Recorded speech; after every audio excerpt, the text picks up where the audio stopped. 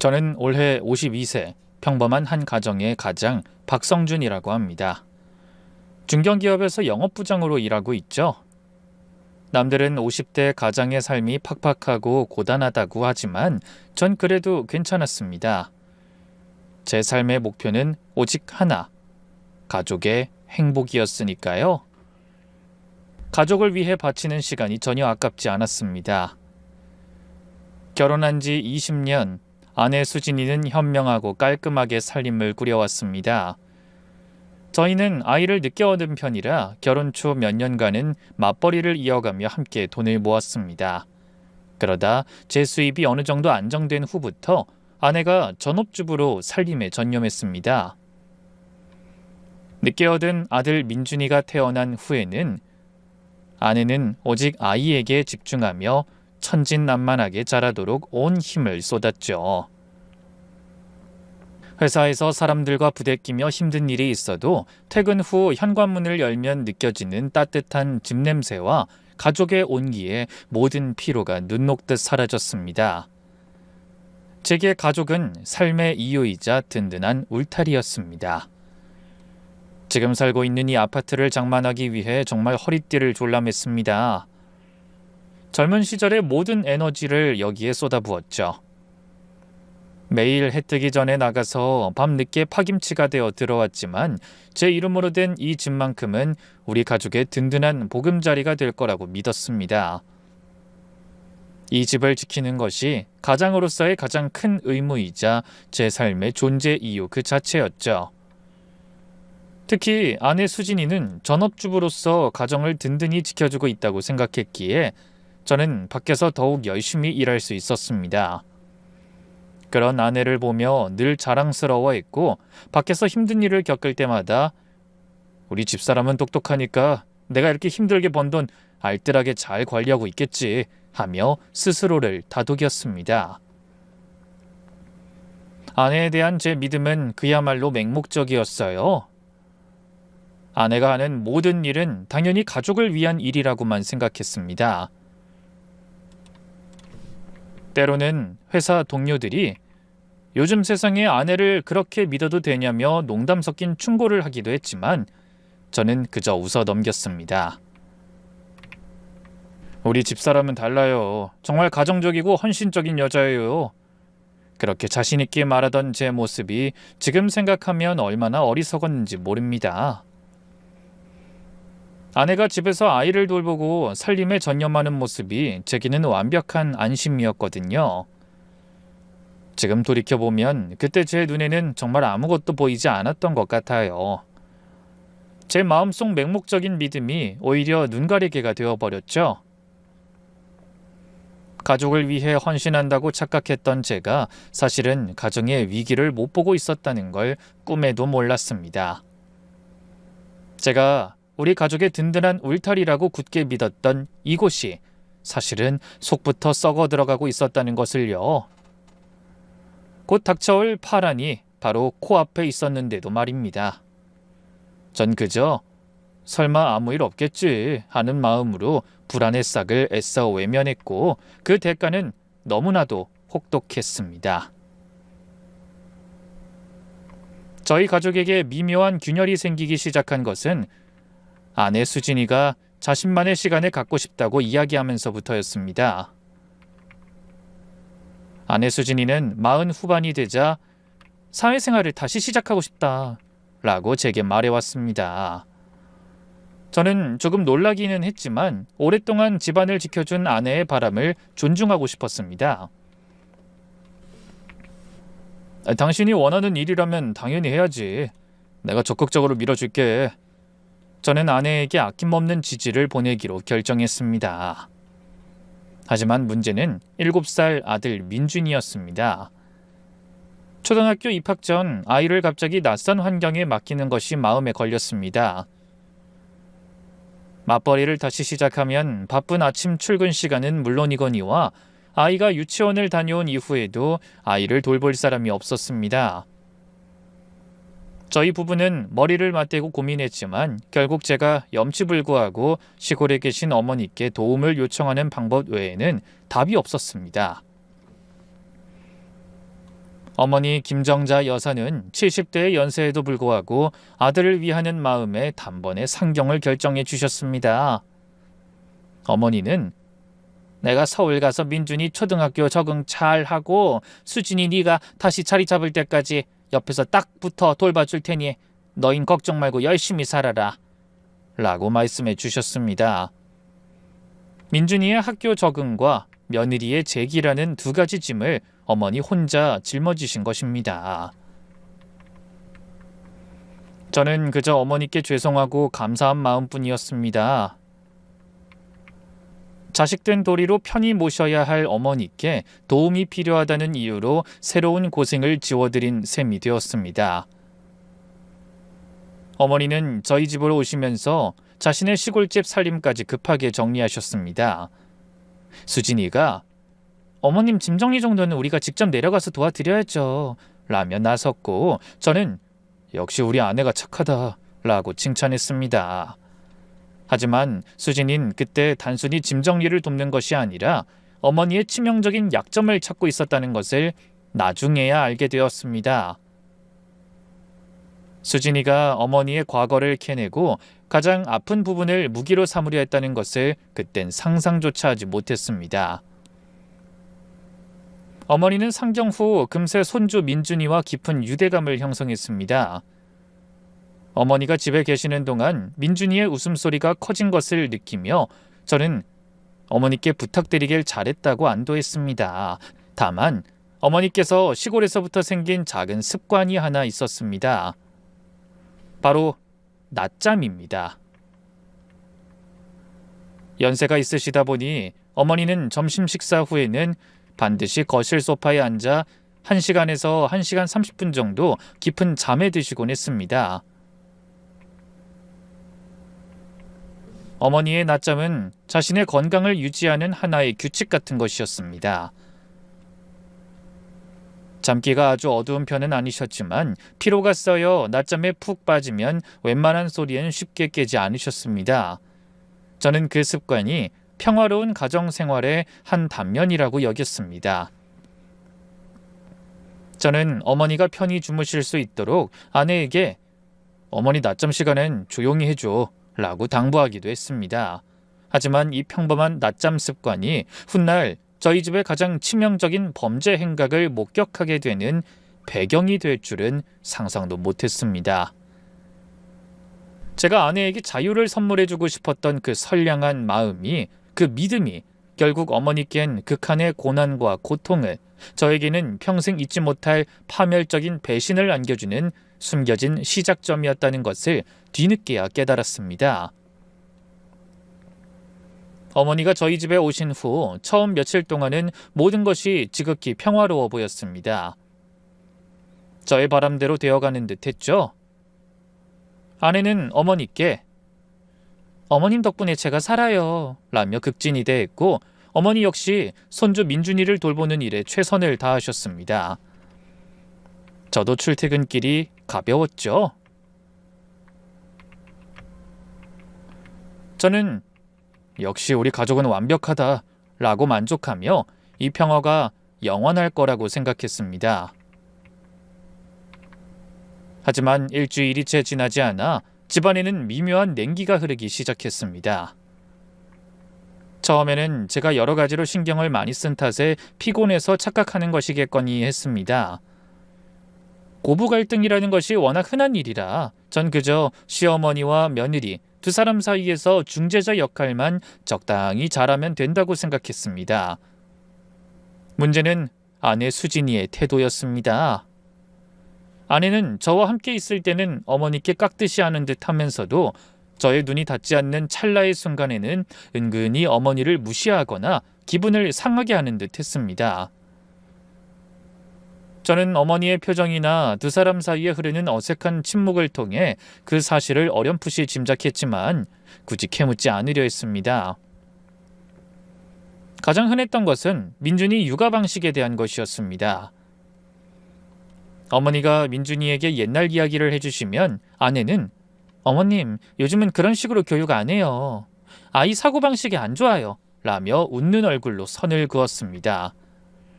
그 말에는 어머니는 구시대적인 사람이라는 멸시가 숨어 있는 것 같았습니다.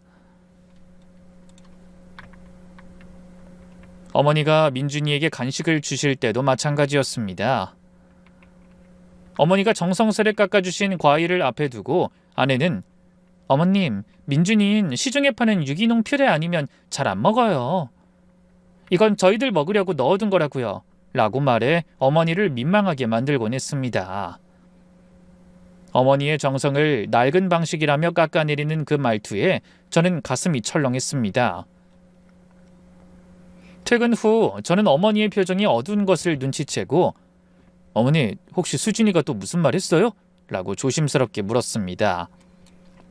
어머니는 늘 아니다, 네 와이프가 요즘 바쁘니 예민한가 보지. 신경 쓰지 마라 하고 저를 감싸주셨습니다.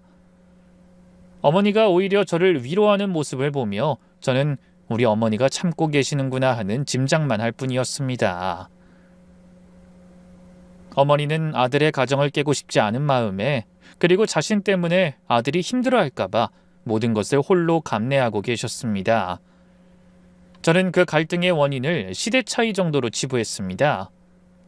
요즘 엄마와 옛날 할머니의 육아 방식 차이겠지 하며 아내에겐 어머니 신경 좀 써라.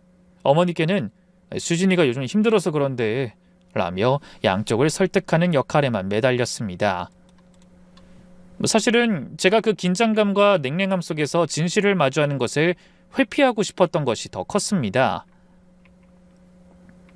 저는 제가 바깥에서 열심히 일하고 있으니 집안 문제는 두 여자가 알아서 해결해 주길 바라는 무책임한 가장이었습니다. 그 냉랭함이 단순한 고부 갈등이 아니라 아내의 진심 없는 이중적인 태도에서 비롯된 것임을 알았다면 얼마나 좋았을까요? 그때 저는 바쁜 회사 일에 치여 집안의 진짜 분위기를 파악할 여력이 없었고 결국 두 여자 사이에서 눈 감는 남편이자 아들이었습니다. 그 미묘하게 흐르는 냉기가 결국 저의 숨통을 조이는 침묵처럼 변해가고 있었는데도 말입니다. 저는 저의 안일함이 이 가정에 얼마나 큰 재앙을 초래할지 전혀 깨닫지 못했습니다. 어머니와 아내 사이에 흐르던 미묘한 냉기가 점점 심해지던 무렵, 저는 아내의 생활 패턴이 완전히 달라진 것을 감지했습니다. 어머니가 민준이를 돌보기 위해 오신 후 아내는 사회생활 복귀를 선언하며 외출이 눈에 띄게 잦아졌습니다. 아내는 지인의 소개로 집 근처에서 자유롭게 출퇴근하는 파트타임 재택 사무직을 시작했다 했습니다. 힘들지만 활력을 찾았다며 저를 안심시켰죠. 저는 재택이라니 편하겠다 라고 생각했지만 아내는 재택이라면서도 외근이 많다, 사무실에 나간다는 핑계로 집을 비우는 시간이 점점 늘어났습니다.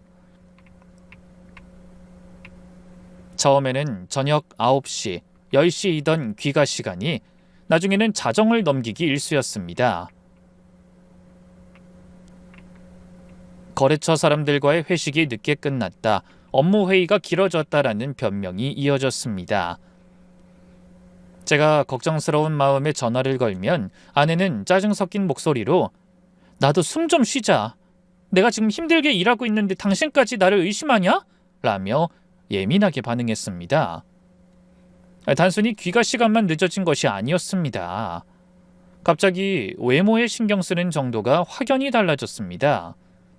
늘 편안한 주부 복장이었던 아내는 화려한 색깔의 옷을 사들이기 시작했고 이전에는 바르지 않던 짙은 화장을 하고 나섰습니다.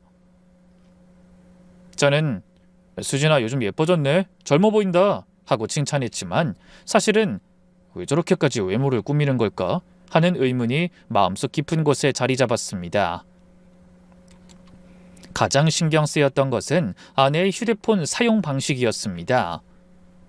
예전에는 식탁에 아무렇게나 올려두던 휴대폰을 늘 몸에 지니고 다녔습니다. 제가 실수로 휴대폰을 만지기라도 하면 아내는 화들짝 놀라며 낚아채듯 가져갔습니다. 어느 순간부터는 휴대폰에 비밀번호까지 설정해뒀습니다.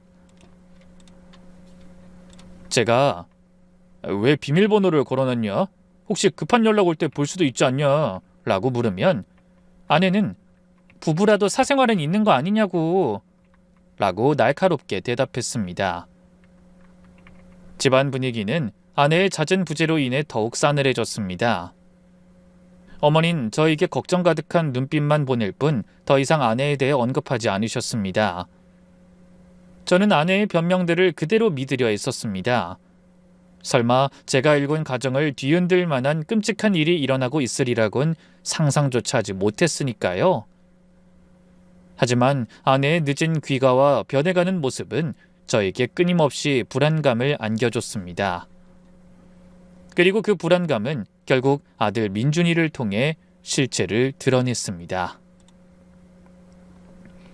어느 날 저녁, 회사 일로 늦게 퇴근한 뒤 민준이에게 인사를 하기 위해 민준이의 방에 들어섰습니다. 민준이는 침대에 누워 잠들어 있었고 책상 위에는 아이가 유치원에서 가져온 스케치북이 펼쳐져 있었습니다. 무심코 스케치북을 들여다보던 저는 숨을 들이켰습니다. 그 그림은 크레파스로 엉성하게 그린 가족 그림이었습니다. 엄마, 아빠, 민준이, 할머니가 모두 있었죠. 그런데 그 옆에 민준이와 엄마가 다정하게 손을 잡고 활짝 웃고 있는 낯선 남자가 있었습니다. 남자는 아이의 눈높이에서 해맑게 웃고 있었는데 저는 그 낯선 남자의 모습이 너무나 친근하게 묘사되어 있다는 점에 심장이 내려앉는 것 같았습니다. 저는 그림을 보자마자 저 남자 누구지? 하고 속으로 되뇌었습니다. 저는 곧바로 친구 아빠겠지. 뭐 아니면 수진이 직장 동료겠지. 하고 애써 합리화했습니다. 요즘 일이 바빠 같이 있는 시간이 줄어들다 보니 자연히 그렇게 된 것뿐이라고요. 하지만 아내가 최근 휴대폰을 숨기고 외박까지 하는 수상한 행동과 아들의 그림 속 친밀함이 자꾸만 겹쳐지며 머리가 복잡했습니다. 다음 날 아침, 저는 조심스레 민준이에게 물어봤습니다.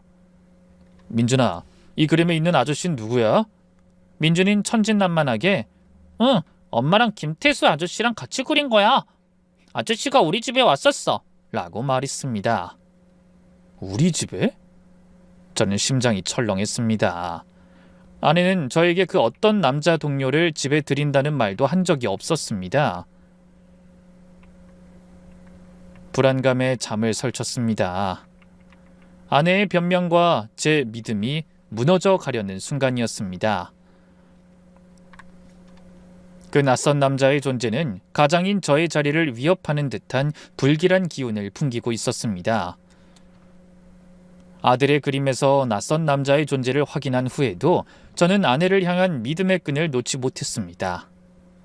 애써 합리화하며 의심을 억눌렀지만 불안감은 사라지지 않았습니다. 그러던 중 어머니가 조심스럽게 절 부르셨습니다. 어머니는 민준이와 아내가 모두 잠든 밤 거실에서 늦게 퇴근하는 저를 혼자 기다리고 계셨습니다. 어머니는 찻잔을 만지작거리시며 한참을 망설이다 어렵게 입을 여셨습니다. 성준아, 네 와이프 말이다. 내가 보기엔 아무래도 좀 수상하다. 어머니의 말에 심장이 덜컥 내려앉았지만 겉으로는 아무렇지 않은 척했습니다. 어머니, 갑자기 무슨 말씀이세요?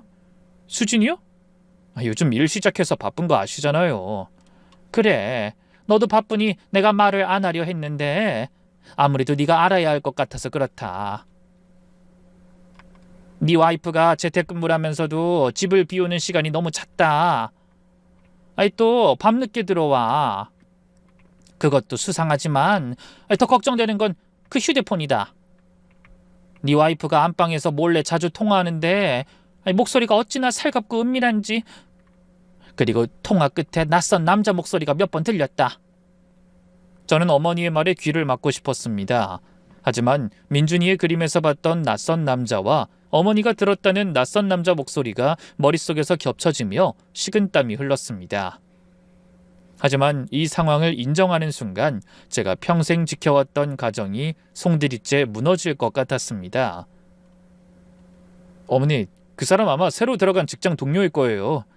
요즘 재택근무라도 같은 팀 동료들끼리 밤 늦게까지 회의한다고 하더라고요.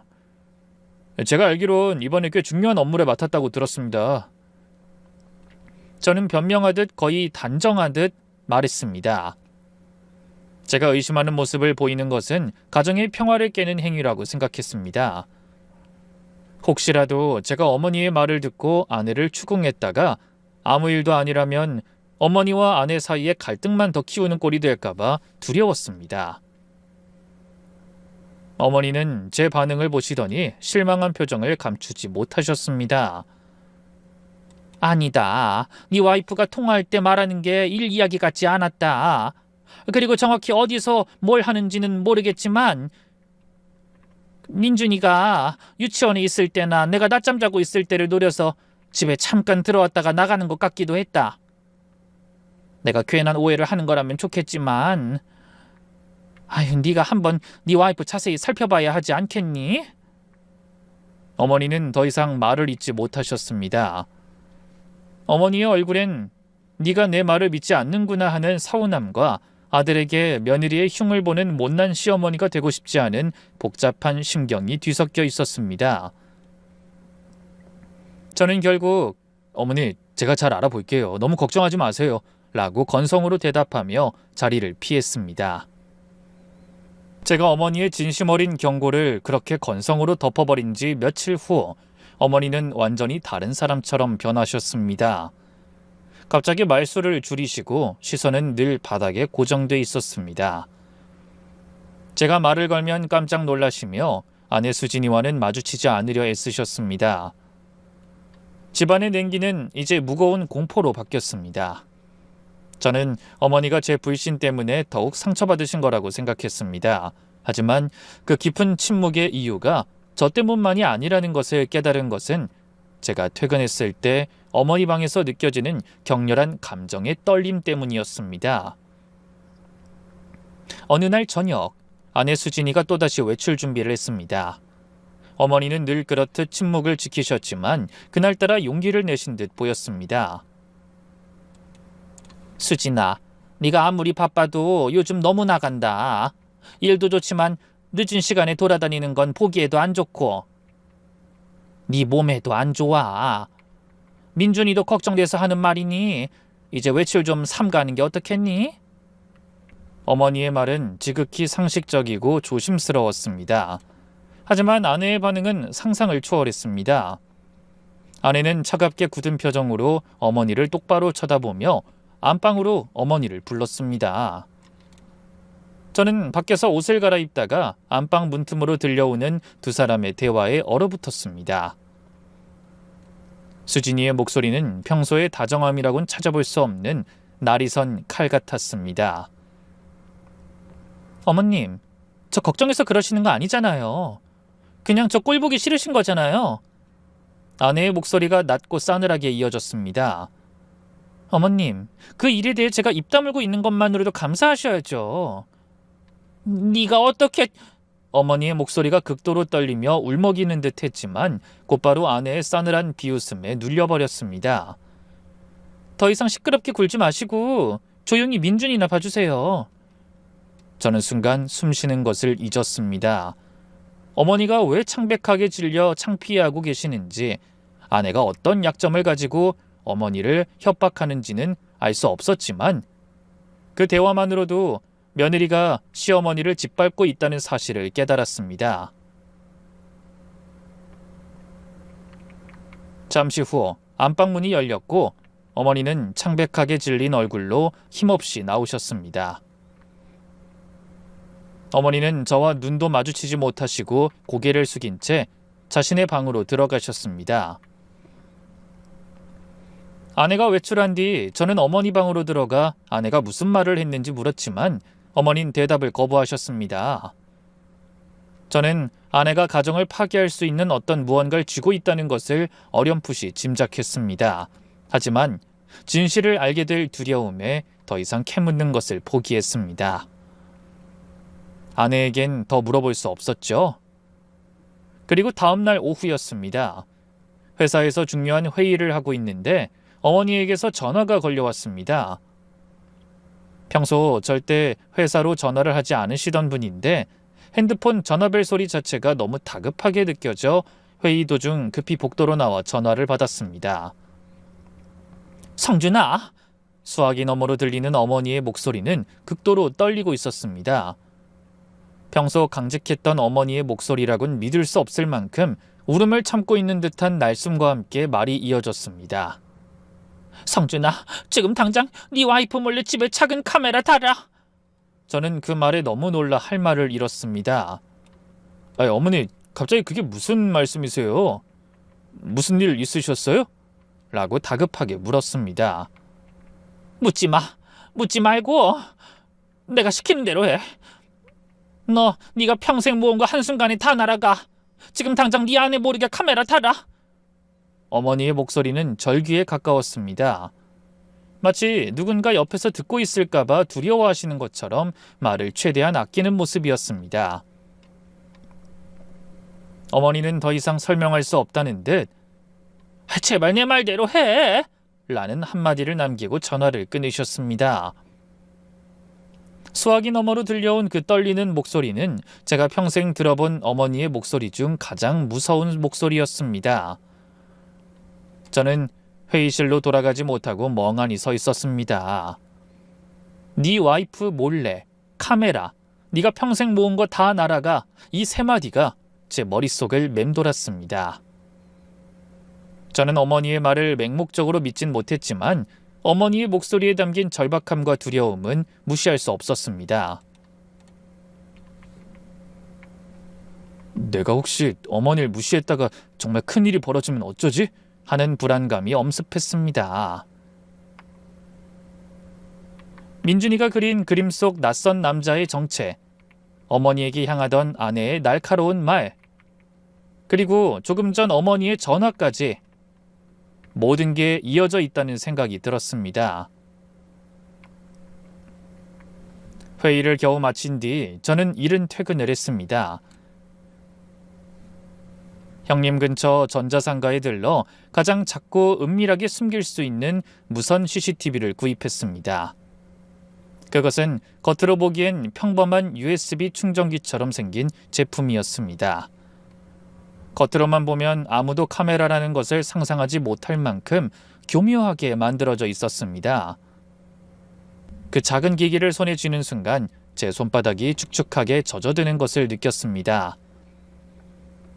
그것을 들고 집으로 향하는 내내 저는 죄책감과 불안감 사이를 오갔습니다.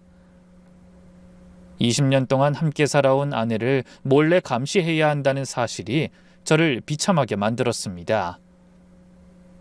내가 지금 무슨 짓을 하고 있는 건가? 한번 의심을 품으면 끝없는 나락으로 떨어지는 게 부부 사이의 신뢰인데. 하지만 어머니의 목소리가 귀를 때렸습니다. 네가 평생 모은 거 한순간에 다 날아가. 저는 최악의 상황만은 막아야 한다는 절박함으로 스스로를 다그쳤습니다. 집에 도착했을 때 다행히 아내는 아직 돌아오지 않았고 어머니도 외출을 하신 듯 집에 계시지 않았습니다. 저는 집안이 마치 거대한 감옥처럼 느껴졌습니다. 어머니를 향한 아내의 협박과 아들의 그림, 그리고 어머니의 절규가 이 집을 짓누르는 것 같았습니다. 저는 숨쉬는 소리조차 죽이며 안방으로 향했습니다. 금고는 안방 옷장 구석에 놓여 있었습니다. 그 금고 안에는 제 재산의 모든 것이 담겨 있었습니다. 집 등기권리증, 보험증서, 그리고 각종 금융 서류들. 저는 그 금고가 저의 가장으로서의 책임감을 상징한다고 여겼습니다.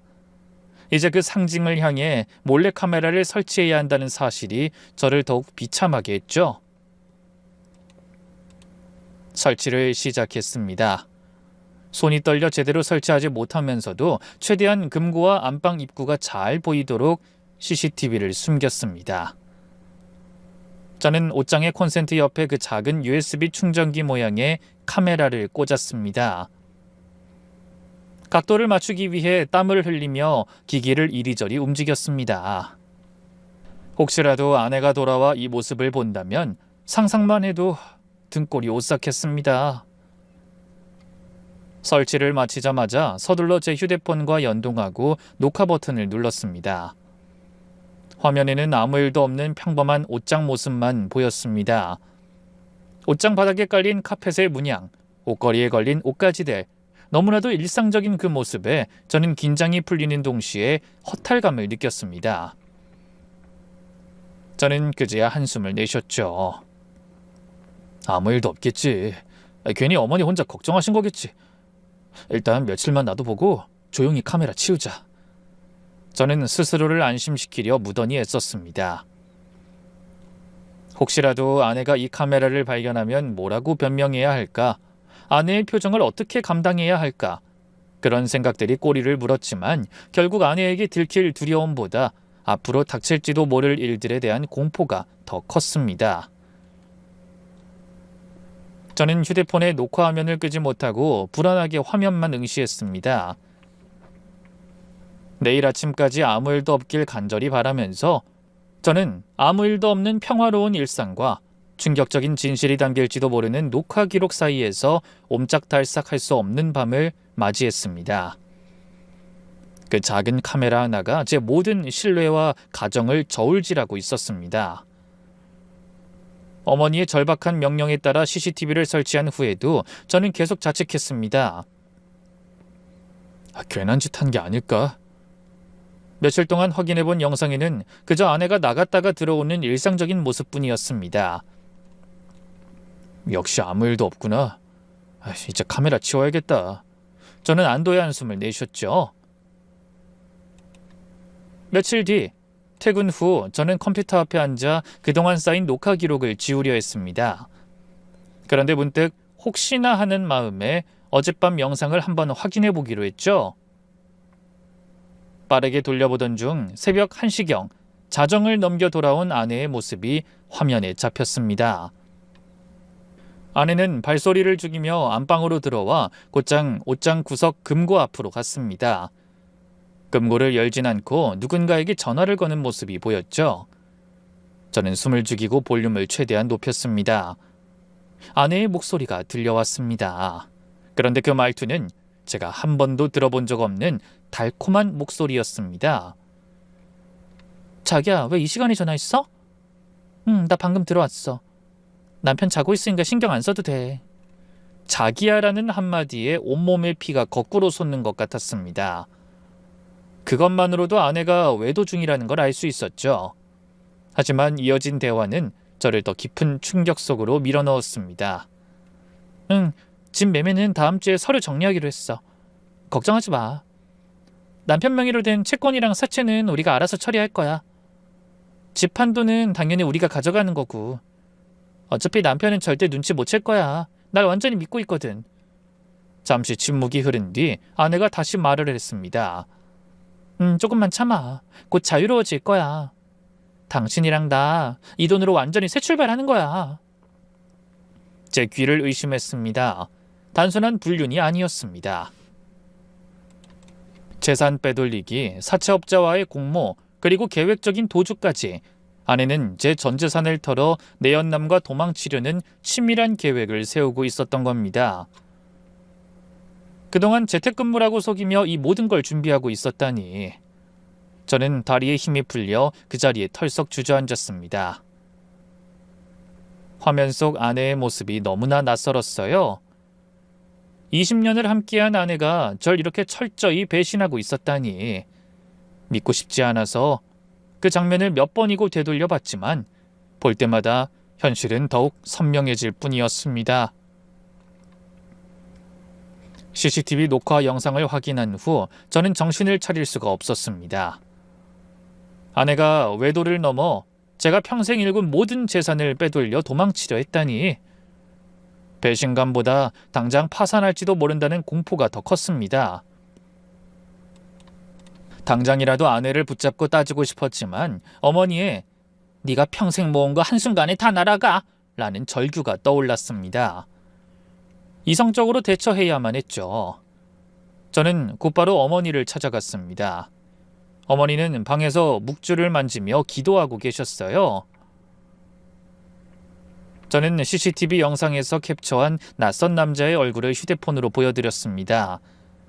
어머니는 사진을 보자마자 얼굴이 하얗게 질리셨죠. 어머니, 이 사람 아세요?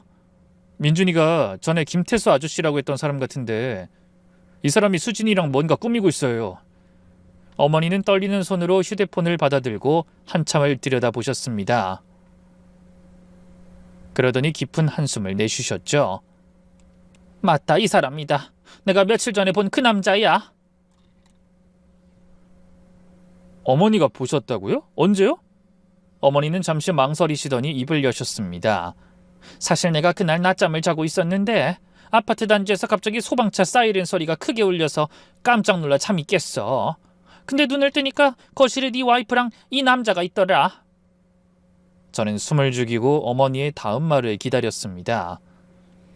내가 자는 척하면서 가만히 듣고 있었지.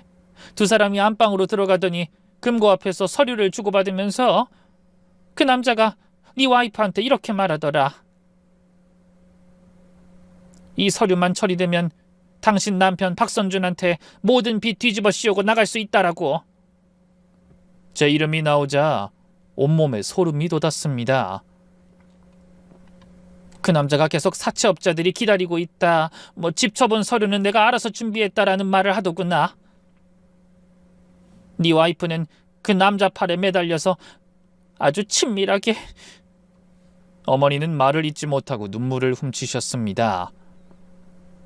성준아, 내가 그때 바로 너한테 직접 말하고 싶었는데 네 와이프가 날 협박했어.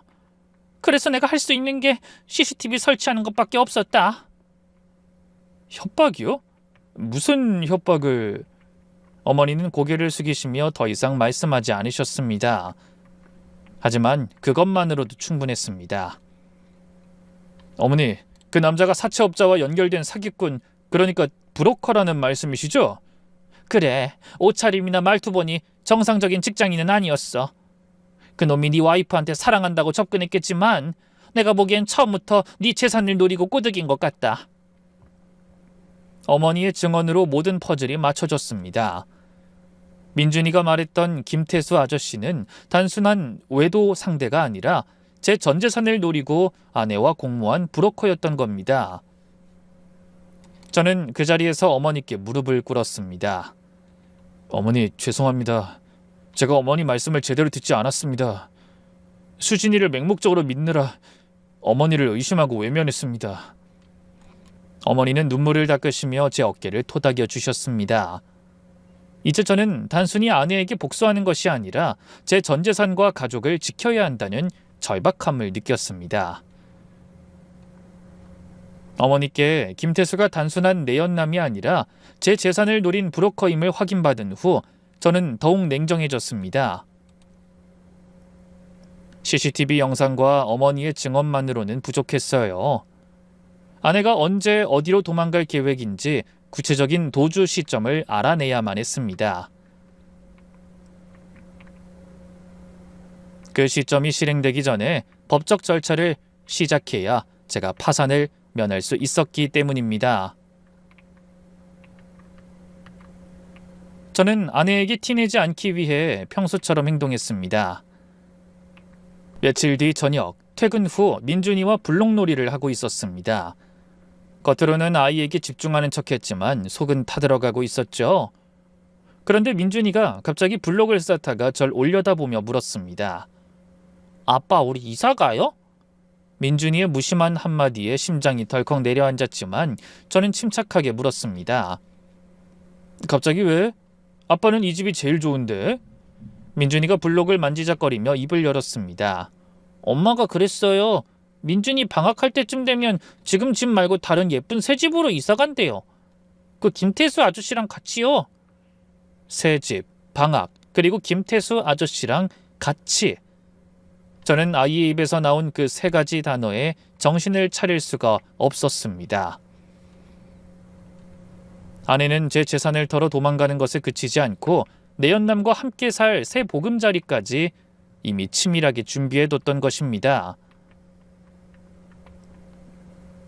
아내의 계획이 단순한 외도가 아니라 인생 전체를 새로 시작하려는 대담한 범죄라는 사실이 명확해졌습니다. 더욱 충격적인 건 아내가 이런 잔인하고 파렴치한 계획을 어린 민준이에게 태연하게 말했다는 것입니다. 민준이는 아무것도 모르고 그 사실을 저에게 전달하고 있었습니다. 저는 아빠 없는 새집 이야기를 들으며 아이가 느꼈을 혼란을 생각하니 가슴이 찢어지는 것 같았습니다. 아내는 가장 순수한 아들의 마음까지 이용해 제게 상처를 주고 자신의 도주 계획을 진행하고 있었던 겁니다. 저는 민준이를 꽉 안아줬습니다. 품에 안은 아이의 따뜻한 체온이 저의 떨리는 마음을 조금 진정시켜줬습니다. 민준아, 아빠는 절대 이사 안 가. 아빠는 민준이랑 할머니랑 계속 이 집에서 살 거야. 엄마가 무슨 말해도 걱정하지 마. 아빠가 우리 민준이 꼭 지켜줄 거야. 아이를 안심시키면서도 제 머릿속은 빠르게 돌아갔습니다. 민준이 방학이라는 구체적인 시점, 그때가 바로 아내가 모든 걸 실행에 옮길 날이었던 겁니다. 그들이 새 집으로 이사갈 준비를 마치고 이 집을 처분한 돈을 손에 넣는 순간이 민준이의 방학 시점이었던 것입니다. 저는 그 짧은 대화에서 아내의 도주 시점과 장소에 대한 가장 중요한 정보를 얻은 것입니다. 이에 더는 망설일 시간이 없었습니다. 방학이 되기 전에 아내의 계획이 완전히 실행되기 전에 저는 법적으로 모든 걸 막아야만 했습니다. 제 전 재산과 가족을 지키기 위한 시간과의 싸움이 시작된 것입니다. 저는 아내의 모든 행적을 낱낱이 파헤쳐 이 비열한 사기 행각에 대해 가장 가혹한 대가를 치르게 할 결심을 굳혔습니다. 민준이의 입을 통해 방학이라는 구체적인 도주 시점을 알게 되자 저는 더 이상 지체할 수 없었습니다. 당장이라도 아내를 추궁하고 싶었지만 법정에서 확실하게 승리하려면 CCTV 영상만으론 부족할 수 있다는 변호사의 조언이 떠올랐습니다. 아내가 사기 및 횡령의 고의를 부인할 수도 있기 때문입니다. 그때 저의 가장 든든한 조력자였던 어머니가 또 한 번 움직이셨습니다. 어느 날 저녁, 어머니는 저를 자신의 방으로 조용히 부르셨습니다. 어머니는 손에 들고 있던 낡은 휴대폰 하나를 제게 내미셨습니다. 성준아, 이거 네가 가지고 있어라. 네 와이프가 통화하는 거 몰래 녹음했다. CCTV가 놓치는 구체적인 이야기는 여기에 다 있다. 저는 깜짝 놀랐습니다. 어머니, 언제 이런 걸... 어머니는 고개를 숙이셨습니다. 네 와이프가 네 재산 노린다는 거 알았을 때 난 네가 CCTV를 설치해도 완벽하지 않을 거라고 생각했다. 그래서 혹시나 해서 내 방에 있을 때나 거실에서 자는 척하면서 네 와이프 통화 내용을 몇 번 녹음한 거야. 네 와이프가 낮에 집에 들어와서 저 남자랑 통화할 때도 있었고. 저는 그 자리에서 녹음 파일을 재생했습니다. 수진이의 목소리가 명확하게 들려왔습니다. 다음 주까지 사채 쪽 정리 다 끝내야 해. 이 집 대출금 상환이랑 박선준 이름으로 돌린 빚 규모 계산해서 알려줘. 서류 빼돌리는 건 내가 오늘 밤에 할게. 녹취 파일에는 사채라는 단어, 박성준 명의의 빚, 대출금 상환, 그리고 서류 빼돌리기 등 CCTV 영상만으론 잡기 어려웠던 구체적인 범죄 계획과 금융 거래가 명확하게 담겨 있었습니다. 아내가 제 이름으로 이미 사채를 끌어다 썼으며 그 규모가 상당하다는 사실을 알게 되었습니다. 단순히 집을 처분하고 도망가는 것을 넘어 저에게 엄청난 빚까지 떠넘기려 했다는 사실에 저는 치를 떨었습니다. 저는 어머니를 꽉 안아드렸습니다. 어머니, 정말 감사합니다. 어머니가 아니셨으면 전 이 모든 걸 모르고 당했을 겁니다. 어머니는 고개를 세차게 저으셨습니다. 아니다. 내가 해줄 수 있는 건 이것뿐이다. 네가 잡고 있는 CCTV 영상과 이 녹취만 있으면 네 와이프가 빠져나가지 못할 거다. 네가 가진 증거가 확실해야 네 와이프가 더 이상 헛소리 못할 거 아니야. 어머니의 이 결정적인 증거 덕분에 저는 아내의 모든 사기 계획에 대한 완벽하고 입증 가능한 법적 증거를 확보하게 되었습니다. 어머니가 건네주신 녹취 파일은 저에게 충격과 동시에 확신을 줬습니다. 아내는 단순한 외도에 그치지 않고 제 명의로 사채를 쓰고 집을 팔아 도주하여 저에게 모든 빚을 떠넘기려 한 계획적인 범죄자였습니다. 이제는 감정에 휩싸일 때가 아니었습니다. 복수하고 싶다는 단순한 감정보다는 냉정한 사법 처리를 통해 저와 가족을 지켜야 했습니다. 저는 곧바로 이전에 자문을 구했던 유능한 변호사에게 연락하여 확보한 모든 증거를 분류했습니다. 아내의 계획이 민준이 방학 시점에 맞춰 완성되기 전에 움직여야 했습니다. 우리가 확보한 증거는 3가지 핵심적인 축을 이뤘습니다. 첫째, CCTV 영상이었습니다. 아내와 내연남 김태수가 안방 금고 앞에서 은밀하게 서류를 주고받는 장면, 그리고 아내가 새벽에 통화로 재산 정리와 도주 계획을 논의하는 장면은 외도 및 재산 횡령 공모의 행위와 목적을 시각적으로 입증하는 결정적인 증거였습니다. 둘째, 어머니가 확보한 녹취 파일이었습니다. 이 파일에는 아내가 박성준 명의로 돌린 빚, 사채 정리, 그리고 집 팔고 나갈 시점 등 구체적인 금융 범죄 계획과 자백이 담겨 있었습니다. 이는 사기 및 횡령의 고의성을 입증하는 데 필수적인 증거였습니다. 아내가 제 이름으로 이미 사채를 끌어다 썼으며 그 규모가 상당하다는 사실을 녹취를 통해 알게 되었습니다. 셋째, 아들 민준이와 어머니의 증언입니다. 아내가 새집 이사를 언급하며 도주 계획을 밝혔다는 점, 어머니가 김태수가 브로커와 연결된 인물임을 확인했다는 점은 아내의 범죄 행각을 뒷받침하는 중요한 증거가 되었습니다. 변호사는 증거들을 검토한 후 이 정도면 아내분의 외도는 물론 사기 및 횡령 공모 혐의를 입증하는 데 완벽합니다. 라고 단언했습니다. 저는 변호사의 조언대로 아내와의 감정 소모를 최소화하고 오직 법적인 심판을 받게 하는 데 집중하기로 결심했습니다. 제가 20년 동안 쌓아올린 모든 것을 파괴하려 했던 아내에게 가장 혹독한 대가를 치르게 할 시간이 다가오고 있었습니다. 저는 차분하게 아내의 모든 계획이 실행될 때까지 기다리기로 했습니다. 민준이의 방학이 시작되기까지 단 며칠이 남지 않은 날이었죠. 아내 수진이와 내연남 김태수의 사기 계획이 실행될 마지막 순간을 기다리며 저는 잠 못 이루는 밤을 보냈습니다. 변호사는 결정적인 서류가 금고에서 사라지는 장면이 횡령 의도를 완벽하게 입증할 것이라고 했습니다. 저는 매일 밤 CCTV를 실시간으로 확인했습니다. 그리고 마침내 그날이 왔습니다. 새벽 1시 30분경 외출해서 돌아온 아내 수진이가 안방으로 들어왔습니다. 아내는 조심스럽게 문을 잠근 후 옷장으로 향했습니다. CCTV 화면을 통해 저는 아내의 모든 움직임을 숨죽이며 지켜봤습니다. 아내는 옷장 구석의 금고 앞에 섰습니다. 익숙한 듯 능숙하게 비밀번호를 누르는 아내의 손가락을 보며 저는 20년간 믿었던 부부의 신뢰가 완전히 무너지는 소리를 들었습니다. 아내는 금고문을 열더니 안에서 두툼한 서류 뭉치를 꺼냈습니다. 바로 저의 이름으로 된 대출 관련 서류와 집 등기 서류였습니다. 아내는 꺼낸 서류들을 큼직한 명품 핸드백 깊숙한 곳에 넣었습니다.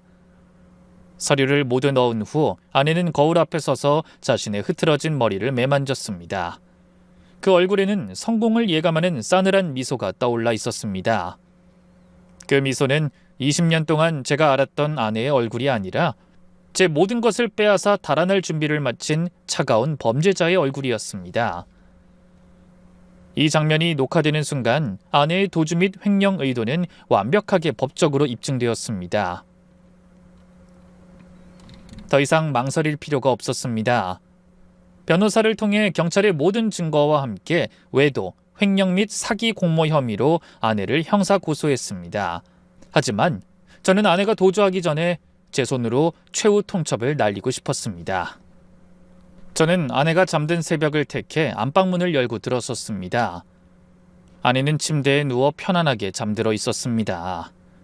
저는 침대 옆에 앉아 그녀를 응시했죠. 이 여자가 제 아내라는 사실이 믿기지 않았습니다. 저는 아내의 어깨를 흔들어 깨웠습니다.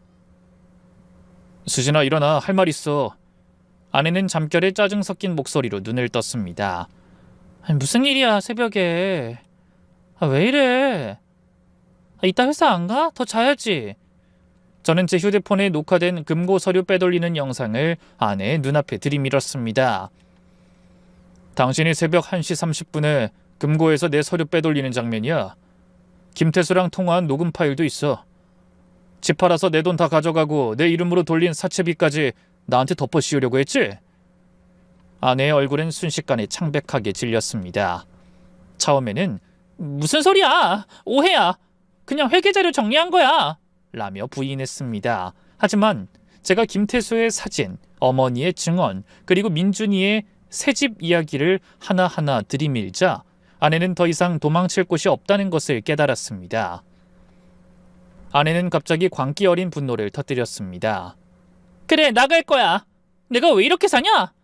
당신이 나한테 해준 게 뭐가 있어? 평생 돈 버는 기계 노릇하면서 날 투명인간 취급했잖아. 나도 여자야. 나도 내 인생 찾고 싶었어.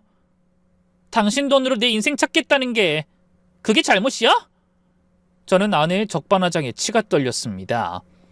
하지만 아내의 마지막 발악은 저를 향하지 않았습니다. 아내는 갑자기 미소를 지으며 저를 향해 비웃었죠. 그래서 나 고소라도 할 거야? 당신이 날 고소하면 당신 어머니부터 끝장날걸? 당신 어머니 과거 도박빚 얼마나 되는지 당신은 알기나 해? 그 빚 해결해 주느라 내가 얼마나 고생했는데. 내가 그 증거 다 가지고 있어. 도박꾼 어머니 뒀다는 소리 들리면 당신 체면은 어떻게 될까? 어머니의 치명적인 약점까지 들춰내는 아내의 파렴치함에 저는 분노를 넘어선 혐오감을 느꼈습니다. 닥쳐. 제 목소린 낮게 깔렸습니다. 당신이 내 어머니 약점을 협박수단으로 썼다는 사실이 당신이 얼마나 추악한 인간인지 보여주는 증거니까. 어머니가 가진 건 소에게 부끄러운 빚이지만 당신이 가진 건 외도와 사기, 횡령이야. 그 죄질이 같다고 생각해? 저는 더 이상 아내의 얼굴을 보고 싶지 않았습니다. 저는 자리에서 일어나 경찰에 신고했다는 사실을 통보했습니다. 당신이랑 감정 소모할 생각 없어. 당신은 내 어머니를 협박했고 내 재산을 훔치려 했어. 당신 그 탐욕 때문에 당신은 이제 이 집의 일원도 아들의 엄마도 내 아내도 아니야. 당신이 저지른 모든 범죄는 법의 심판을 받을 거고 당신은 이제 파멸할 일만 남았겠지. 그러자 아내는 울부짖으며 제 다리에 매달렸지만 저는 냉정하게 뿌리치고 안방을 나섰습니다. 밖에는 이미 저의 신고를 받고 대기 중이던 경찰이 도착해 있었습니다. 저는 경찰관들에게 CCTV 영상 원본과 녹취 파일, 그리고 아내가 금고에서 빼돌린 서류 뭉치를 증거물로 제시했습니다. 아내는 자신이 체포된다는 사실에 비명을 질렀습니다. 이건 오해야. 당신 어머니가 날 모함하는 거라고. 난 당신 아내야. 아내는 마지막까지 저를 향해 울부짖었지만 경찰관들은 현장에서 확보된 증거물과 도주 정황을 근거로 아내에게 수갑을 채웠습니다. 저는 차마 그 모습을 똑바로 볼 수 없어 고개를 돌렸지만 제 마음속에는 20년간 절 기만하고 파괴하려 했던 악몽이 마침내 끝났다는 안도감이 밀려왔습니다. 경찰 조사가 시작되었고 모든 진실이 수면 위로 드러났습니다. 아내의 내연남이자 사기 공모자인 김태수 역시 저의 신고와 증거를 바탕으로 곧바로 체포되었습니다. 경찰 조사가 시작된 후 김태수는 일부러 그런 의도를 가지고 아내에게 접근해 제가 힘들게 모은 재산을 미끼로 파렴치한 외도와 금융 사기를 주도했다는 것이 밝혀졌습니다. 아내는 김태수의 달콤한 유혹과 자신의 탐욕에 넘어가 남편에게 거액의 사채빚을 뒤집어 씌우고 집까지 처분해 도주하려 했던 것입니다. 아내의 모든 행동이 치밀하게 계획된 범죄였음이 드러났습니다. 법정 싸움은 길고 고통스러웠습니다. 저는 매일 아내의 추악한 민낯을 마주해야 했습니다. 하지만 CCTV 영상과 어머니의 녹취라는 결정적인 증거 앞에서 그들은 어떠한 변명도 할 수 없었습니다. 아내는 횡령, 사기 공모, 그리고 저와의 혼인관계를 파탄에 이르게 한 귀책 사유로 인해 엄중한 법적 처벌을 받았습니다. 내연남 김태수 역시 사기 및 공모 혐의로 구속되었습니다. 무엇보다 다행이었던 것은 재산 손실 문제였습니다. 변호사의 도움으로 아내 명의로 돌려진 자금과 제 이름으로 돌려진 빚의 규모를 신속하게 파악할 수 있었고 피해 규모를 최소화할 수 있었습니다. 제가 평생 일궈온 집과 재산을 지켜냈다는 사실이 저를 다시 일으켜 세웠습니다. 아내에게는 아들 민준이의 양육권을 주장할 어떤 자격도 없었습니다. 아내는 저와 이혼하는 과정에서 친권을 포기했고 민준이는 저와 어머니 곁을 지켰습니다. 비록 아내를 향한 배신감은 컸지만 아들을 지켜냈다는 사실이 저에게는 가장 큰 승리였습니다. 모든 법적인 절차가 끝난 후 저는 어머니 방으로 찾아가 다시 한번 무릎을 꿇었습니다. 어머니, 정말 감사합니다. 어머니가 아니셨다면 전 지금 빈털터리가 되었을 겁니다. 제 인생을 구해주신 겁니다. 어머니는 눈물을 훔치시며 절 일으켜 세우셨습니다. 저는 조심스럽게 어머니의 도박빚 이야기를 꺼냈죠. 며느리에게 협박당하면서도 홀로 감당해야 했던 어머니의 짐을 이제는 제가 나누어 짊어져야 했습니다. 어머니, 제가 다 알고 있습니다. 수진이가 어머니의 그 약점을 가지고 협박했다는 거요. 어머니 그동안 얼마나 힘드셨어요. 어머니는 끝내 참았던 울음을 터뜨리셨습니다. 성준아, 내가 면목이 없다. 너한테 짐이 될까봐, 네 체면 깎을까봐 말도 못하고 얼마나 가슴 졸였는지 모른다. 어머니는 눈물을 흘리시며 제게 그동안의 고통과 죄책감을 털어놓으셨습니다. 저는 어머니를 꽉 안아드렸죠. 어머니 괜찮아요. 어머니가 아니었으면 전 이 집도 민준이도 모두 잃었어요. 어머니 부끄러워하실 게 아니에요. 어머니의 용기와 사랑이 절 살린 겁니다. 어머니, 그동안 며느리에게 협박당하셨던 일 제가 다 갚아드리겠습니다. 어머니의 도박빚은 제가 책임지고 모두 청산할게요. 이 아들 꼭 믿어주세요. 어머니는 비로소 수십 년 묵은 짐을 내려놓으셨고 그날 밤 깊은 잠을 주무셨다고 했습니다. 저 역시 어머니의 빚을 모두 청산하고 나서야 아내에게서 받았던 정신적 고통이 완전히 치유되는 느낌을 받았습니다. 시간이 흘렀습니다. 이제 저는 아들 민준이 그리고 어머니와 함께 이 집에서 새로운 평화를 찾아가고 있습니다. 민준이는 이제 새집 이야기가 아닌 할머니와 아빠와 함께하는 이 집의 안정감을 느끼며 밝게 자라고 있습니다. 어머니는 며느리의 그림자에서 완전히 벗어나 민준이의 든든한 할머니로 돌아오셨습니다. 저희 세 가족은 매일 저녁 함께 밥을 먹으며 서로를 더욱 믿고 의지하고 있습니다. 이전엔 아내의 거짓말 뒤에 숨어있던 불안한 집이었지만 지금은 진정한 사랑과 신뢰로 쌓아 올린 단단한 울타리를 만들었습니다. 저는 이 평범한 일상이 얼마나 소중한지 뼈저리게 느끼고 있습니다. 물론 아내에게 당했던 외도와 경제적 배신의 상처는 평생 흉터로 남을 것입니다. 저는 종종 내가 그때 왜 눈치채지 못했을까 하는 자책감에 빠지기도 합니다. 하지만 저는 절망 대신 통쾌함을 선택했습니다. 저의 가정을 파괴하려 했던 악마 같은 아내와 그 공모자는 결국 자신들의 끝없는 탐욕 때문에 스스로 무너졌습니다. 그들이 훔치려 했던 제 재산은 지켜냈고 저는 그들에게 가장 고통스러운 대가를 치르게 했습니다. 저는 그들을 용서할 수 없지만 그들을 심판대에 세웠다는 사실만으로도 제 마음의 정의는 실현되었습니다. 저는 이 사연을 통해 묻고 싶습니다. 가장 가까운 사람의 맹목적인 믿음을 짓밟고 자신의 탐욕을 채우려 했던 대가가 무엇인지, 그들은 지금 차가운 감옥에서 매일매일 깨닫고 있을까요? 저는 이 질문에 대한 답을 압니다. 그 대가는 파멸이며 아무리 교묘하게 짜인 범죄라도 정의는 반드시 승리한다는 것을요. 저는 그들이 제게 남긴 상처보다 제가 지켜낸 가족의 사랑과 신뢰가 훨씬 크다는 것을 매일매일 확인합니다. 저는 이 사연을 끝으로 진정한 평화를 찾았습니다. 제가 사랑하는 두 사람, 아들과 어머니를 지켜냈다는 사실이 저를 다시 살아가게 합니다. 제가 잃어버렸던 가장으로서의 자존감과 책임감을 되찾았습니다. 저희 세 가족에게도 이제 다시 따뜻하고 빛나는 봄날이 올 것이라고 믿습니다. 이 길고 끔찍했던 악몽을 이겨낼 수 있게 용기를 주신 분들께 감사드리며 긴 이야기를 들어주셔서 진심으로 감사드립니다.